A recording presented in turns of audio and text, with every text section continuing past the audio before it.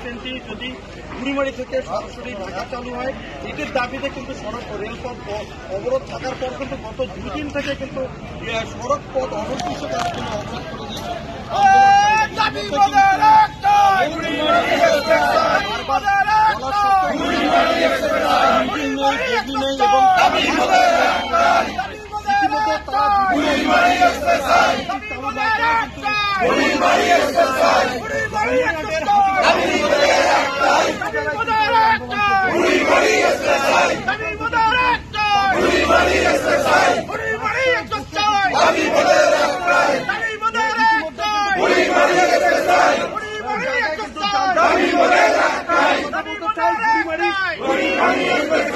বাস্তবায়ন কমিটির আহ্বায়ক এবি সিদ্দিক, আপনার সাথে কথা বলতে চাই, কেন আন্দোলন করতেন, কি অবস্থা?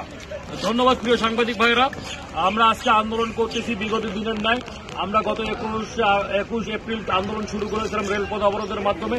আমরা আলটিমেটাম দিয়েছিলাম 7 দিনের মধ্যে যদি আমাদের দাবি আদায় না হয়, আমাদের কাঙ্ক্ষিত ট্রেনটি বুড়িমারি এক্সপ্রেস ট্রেনটি যদি বাস্তবায়িত না হয়, তাহলে আমরা পুনরায় সড়ক অবরোধ অনির্দিষ্টকালের জন্য করব।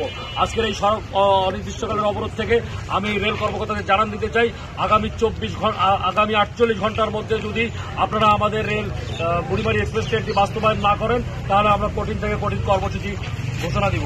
ধন্যবাদ আপনাকে। আমরা শুনছিলাম বুড়িমারি এক্সপ্রেস ট্রেনটি কিন্তু বাস্তবায়নের আহ্বায়কের সাথে কথা বললাম। ইতিমধ্যে কিন্তু বুড়িমারি স্থল বন্দরে কিন্তু যে আমদানি রপ্তানি চালু হলে কিন্তু ট্রাক না চলায় কিন্তু